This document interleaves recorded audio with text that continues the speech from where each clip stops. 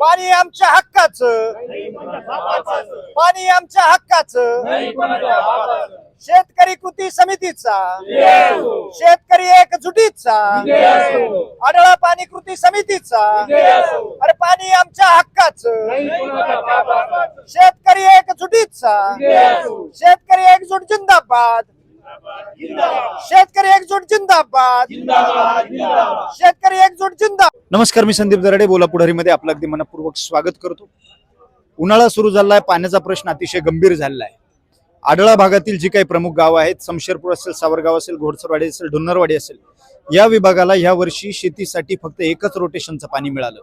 दुसरं रोटेशनचं पाणी न मिळाल्यामुळं खरं तर जनावरांचा चारा असेल किंवा शेतमाल असेल करणं अतिशय अवघड झालंय. पुढील 2.5 महिने कसे काढायचे अतिशय गंभीर प्रश्न या आमच्या विभागातील शेतकऱ्यांसमोर खऱ्या अर्थाने निर्माण झाला. म्हणूनच या विभागातील काही प्रमुख शेतकरी असतील किंवा इतर सामाजिक क्षेत्रात काम करणारे लोक असतील, यांनी आज या ठिकाणी बैठक घेऊन काही महत्त्वाचे निर्णय घेतलेले आहेत की पाण्याच्या संदर्भात येणाऱ्या काळात कसं काम केलं पाहिजे. ते काम करत असताना हे काम करून शेतकऱ्यांचा पाण्याचा प्रश्न कसा सोडवला पाहिजे, जनावरांच्या चाऱ्याचा, पिण्याच्या पाण्याचा प्रश्न कसा सोडवला पाहिजे, या विषयावर आज सखोल चर्चा या ठिकाणी शमशेरपूर फाटा इथे झालेली आहे. आपण जे काही शेतकरी आणि ग्रामस्थ उपस्थित आहेत त्यांच्यासोबत आपण चर्चा करणार आहोत. चला तर त्यांच्यासोबत आपण चर्चा करूया. इथे काही प्रमुख लोक आहेत बोलायला. एक मिनिट, मला एक सांगा, आज इथं बैठक घेतली पाण्या संदर्भात, काय विषय झाले, काय चर्चा झाली? विषय असं झालं का, आपले जे पाणी वरून सुटत नाही त्याची समिती एक स्थापना झाली पाहिजे. त्याच्यात 11 प्रत्येक गावातले 2-3 जण घेऊन आणि त्यांचं सगळं हे करून आणि ते पाणी कसं सोडायचं. दरवर्षी सुटत नाही, सुटतं एक रोटेशन सुटतं, पण बाकीच्या रोटेशनला दुसऱ्या रोटेशनला प्रॉब्लेम येतो, अडचण येते. पण ती अडचण काय येते या संदर्भात आपली मिटिंग झाली आणि जनरल मिटिंग एवढे 4 ते 2 प्रॉब्लेम झाला होता पाण्याचा प्रॉब्लेम एवढं झालता का, पाणी जे आपल्याला 40 का 85 एमसी सोडायला पाहिजे तिकडे 60-65 सोडलं आणि नंतर सोडायला गेलं तर पाणी शिल्लक. पाण्याची अडचण झाली तुम्हाला? अडचण आहे ना, पाणी झालं नाही खाली, टाकरी बसून खाली नाही भेटलंच नाही. काय प्रश्न झाला पाण्याचा? नाही, आता पाण्याचं हे दुसरं रोटेशन आपल्याला इथून मागच्या 5 वर्षात आपले 2 रोटेशन क्लिअर येत होते. याच्या अगोदर पाण्याची आपली हाल होतीच, परंतु आमदार साहेब आल्यापासून पाण्याची हाल झाली नाही. आणि ह्या वेळेस दुसरं रोटेशन अपेक्षित होतं, पण तो अधिकाऱ्यांचं असं म्हणणं आहे का 25 एमसेफ्टी पाणी जे एका रोटेशनला अपेक्षित होतं ते पहिल्याच रोटेशनला त्यांचं म्हणणं आहे की 65 एमसेफ्टी 64 एमसेफ्टी पाणी लागलं. त्याच्यामुळे आता 2-3 गावं आपले पाण्यापासून उपेक्षित राहिले, वंचित राहिले. त्याच्यामुळे आपल्याला अधिकाऱ्यांची एकदा एक समन्वय बैठक घेऊन आपण आता पाणी कृती समिती स्थापन केली. भविष्यात आपले पक्ष पार्ट्यापेक्षा आपली शेतकरी म्हणून आपली एकजूट व्हायची आणि भविष्यात आपल्याला पाणी कसं येईल याच्यासाठी आपल्याला प्रयत्न आपले चालू ठेवायचे. त्यानंतर इथे आणखी काही शेतकरी बोलण्यासाठी आहेत. काय प्रश्न झाला पाण्याचा? पाण्याचा कमिटी स्थापन केली आणि मागच्या वर्षी आम्हाला सांगवीचं दुसरं रोटेशन आलं नाही आणि ह्या वर्षी जाणीवपूर्वक हे 2-3 गावं वंचित राहिले. नागाचवाडी असेल, घोडसरवाडी असेल आणि शमशेरपूर, सावरगाव हे 4ही गावं वंचित राहिले. कृपया या कमिटीने इथून पुढे पाण्याचं नियोजन करावं आणि आम्हाला दोन्ही वेळेस 40 एमसेफ्टी पाणी लागत आहे, तर पहिल्याच वेळेस 65 सोडून देते, त्याच्यामुळे मागच्या रोटेशनला अडचण येते. आता पुढचे 2-2.5 महिने कसे निघणार काय वाटतं तुम्हाला? पुढचे 2-2.5 महिने टँकरनं पाणी बोलावं लागणार. आता जनावरांच्या चाऱ्याचं, शेतीच्या पाण्याचं काय झालं? संपलंय ना. हो, पाणीच नाही. पाणीच नाही. काय परिस्थिती काय होईल? काय परिस्थिती वाईट परिस्थिती होणार आहे, कारण पाणीच नाही. कोणा शेतकरी एकदम जनावरांचा प्रश्न वाईट आहे आणि गाळ उपसा व्हायला पाहिजे बंदऱ्यातला आणि सांगवीचं सांडवा बांधायला पाहिजे. फार महत्वाचा प्रसंग तो. बाकी काही मग तेवढंच महत्वाचं उपसा आणि गाळ उपसा आणि सांडवा. आज आता तुम्ही कृती समिती स्थापन केली नाही, या समितीला सर्वांना अधिकार देऊन टाकले आपण का तुम्ही हे सर्व कागदपत्र पूर्ण करा आणि ती कामाला सुरुवात करून द्या. काय नियोजन झालं? नियोजन तसं आता छान पद्धतीने केलेलं आहे 3-4 गावाच्या लोकांनी. फक्त म्हणजे पाणी काही नातेवाईक असेल, कोणी असेल कोणाला सोडते 40 पाहिजे तर 60 सोडायचं, दुसऱ्या रोटेशनला अडचण येते आणि शमशेरपूरचा अधिकार नाही, सावरगाव आमच्या कार्यक्षेत्रात येतच नाही. या अशा चुकीच्या ज्या वल्गना करताय, नक्की शेतकऱ्यांना पण कळायला पाहिजे का आपल्याला खरंच बा त्याच्यामध्ये जवळपास 20,000 लोक आता वंचित राहिले. हो 2-2.5 महिने काढायचे आता. मग आता त्याला टँकर बोलावं लागतील. हो प्रश्न गंभीर आजच पाण्याचा प्रश्न गंभीर झालेला आहे. आज पाण्यासंदर्भात तसं बघायला गेलं तर समशेरपूर, गोडसरवाडी आणि नागवाडी आणि सावरगाव अतिशय तीव्र वेदना म्हणावं लागेल. इतकं पाणी आलं नाही अशी लोकांची इच्छा झाली, लोकांचं म्हणणं झालं. आणि हे पाणी का नाही आलं तर याचं कारणीभूत कारण काय हे शोधण्यासाठी आज आपण कमिटी स्थापन केलेली आहे. कारण की इथून मागे झालं ते सगळंच आपण सोडून दिलेलं आहे. आम्ही सगळ्या 4-5 गावा मिळते आज मिटिंग झाली, बैठक झाली. त्या बैठकीत सगळं सोडून दिलेलं, राजकारण काय सगळं सोडून दिलं. याच्यामध्ये आता फक्त शेतकरी कसं जगल, पाणी कसं येईल यासाठी एक लढा आजपासून नव्याने आम्ही गुढीपाडव्याच्या दिवशी आपण चालू केलेला आहे. या लढ्याला यश देण्यासाठी सगळे शेतकरी इथे जमले होते आणि शेतकऱ्यांनी तर ठरवलंय का इथं काही राजकारण काय नाही, सर्व पक्ष म्हणलं तरी चालेल. सगळ्यांनी पाण्यासाठी एक ज्वलंत प्रश्न हा आता हातात घेतलेला आहे. एकत्र येऊन लढायचं आणि पाणी 100% आणायचं पुढच्या काळामध्ये असं ठरलेलं आहे. आता इथं सावरगावचे ग्रामस्थ संतोष साह आणि त्यांच्यावर बोलूया.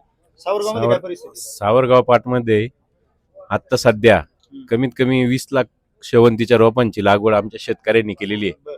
दरवर्षी 2 रोटेशन येतात, पाडोशी आणि सांगवीचे. एक रोटेशन या भरोशावर आमच्या शेतकऱ्यांनी मोठ्या प्रमाणावर लागवडी केल्या. आणि ह्या वर्षी पाणी जर आलं नाही म्हणजे येणार नाही असं काही कळतंय, आणि आलंच जर नाही तर आमच्या गावचं कोट्यवधी रुपयाचं नुकसान या स्टेजला आत्ता होईल अशी एक परिस्थिती आहे. आणि प्रचंड लोकांनी खर्च केलेला आहे त्या पिकावरती. औषध असतील, अनेक लाईट असेल, त्याला बरेच खर्च झालेला आहे. आणि आता ह्या स्टेजला पाण्याची गरज आहे. आणि देवठांचं जे पाणी लोक उचलतात ते परवडत नाही, त्याला पण लाखो रुपये खर्च त्या शेतकऱ्यांना दरवर्षी येतो. त्याच्यामुळे आम्हाला आमच्या हक्काचं सांगवी आणि पाडोशीचं 2 आवर्तन हे मिळालेच पाहिजे, ही आमची अनेक वर्षाची मागणी आहे. आणि ती आता पुढील काळात पूर्ण होईल यासाठी माननीय खासदार असतील, या तालुक्याचे लोकप्रतिनिधी आमदार साहेब असतील, यांनी याच्यासाठी प्रयत्न करावेत. आणि आमची काही पिढ्यांची मागणी ती सांगवी पाडोशीच्या सांडव्याची ती पूर्ण करावी अशी आमची मागणी आहे. काय झाली चर्चा?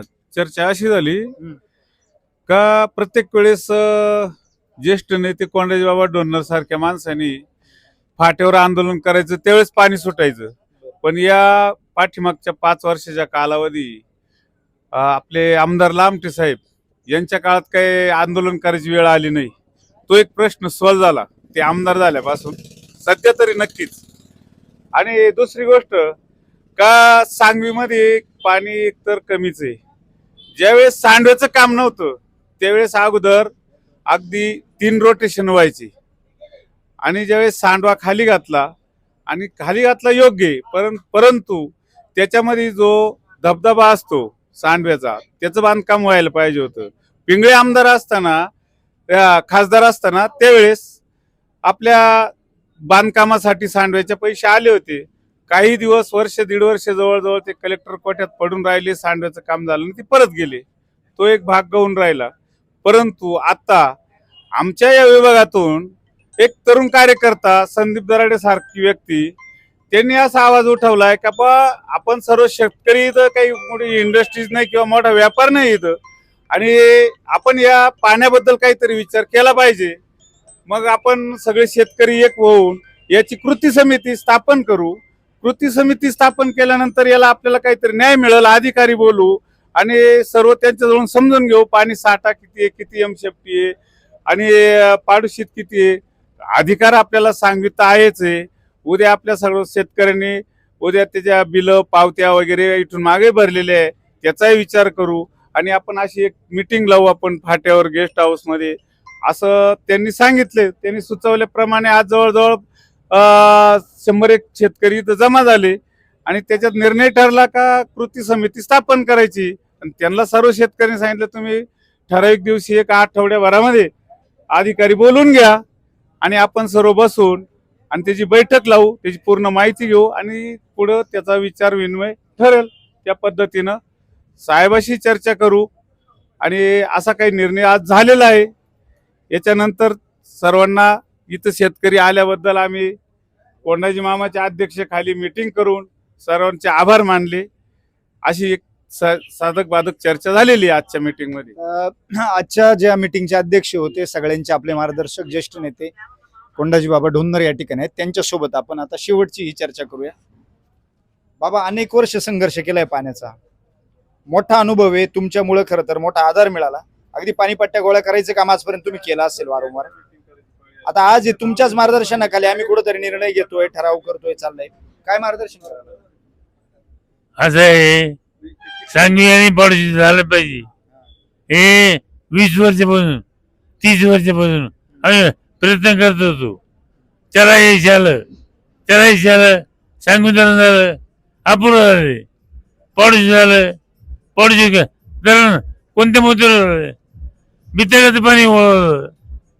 आम्ही नाशिकला मिटिंग घेतली, मिटिंग घेऊन तो निर्णय केला, बितळ्याचं पाणी वळवलं, ते पाणी इकडे टाकलं. मला बोलते खर तर अतिशय साधक बाधक अशी चर्चा होऊन आजची ही समशेरपूर, गोडसरवाडी, डोन्नरवाडी, सावरगाव या गावांच्या पाण्यासंदर्भातची ही बैठक संपन्न झाली आहे. पाणी कृती समिती स्थापन करून येणाऱ्या काळामध्ये पाण्यासंदर्भात काम करायचं, गाळ उपसा करायचा असेल, सांगवीचा सांडवा बांधायचा असेल, पाडोशीमध्ये अधिकार मागायचा असेल किंवा येणाऱ्या काळात अगदी सांगवीची उंची वाढवायची असेल, अशा पद्धतीचं काम कृती समितीने खऱ्या अर्थाने करायचंय. अशा पद्धतीचा खर तर निर्णय या ठिकाणी झालाय. सगळे शेतकरी एकजूट झाले. खर तर पोटाला पीळ पडेल अशी परिस्थिती निर्माण झाली आहे. जनावरांच्या चाऱ्याचा, शेतमालाचा प्रश्न अतिशय गंभीर निर्माण झालेला आहे. पुढील 2.5 महिने या विभागातील शेतकरी कसे काढणार, हा खर तर अत्यंत ज्वलंत आणि महत्वाचा आणि जिव्हाळ्याचा प्रश्न आहे. शेतकऱ्यांची चूल पेटणं खर तर काही दिवसामध्ये अवघड होईल अशा पद्धतीची परिस्थिती झाली आहे. कारण अकोले तालुक्यातील मुळा असेल, प्रवरा असेल, या विभागात 2-2, 3-3, 4-4 रोटेशन मिळतात. परंतु आढळलेला आणि प्रामुख्याने आमच्या या 20-25 हजार लोकसंख्या असणाऱ्या 2-3 गावांना फक्त एकच रोटेशन यावर्षी मिळाल्याने आमच्यावर अत्यंत मोठा खरं तर अन्याय या ठिकाणी झालेला आहे. म्हणून आजची मीटिंग संपन्न झाली. येणाऱ्या काळात आम्ही सर्वजण काम करणार अशा पद्धतीची चर्चा या ठिकाणी संपन्न झाली आहे. बघूया पाणी कृती समिती नक्की कसं काम करते आणि येणाऱ्या काळामध्ये हे सगळे कामं होऊन या विभागाला न्याय मिळतोय की नाही. धन्यवाद. रामकृष्ण.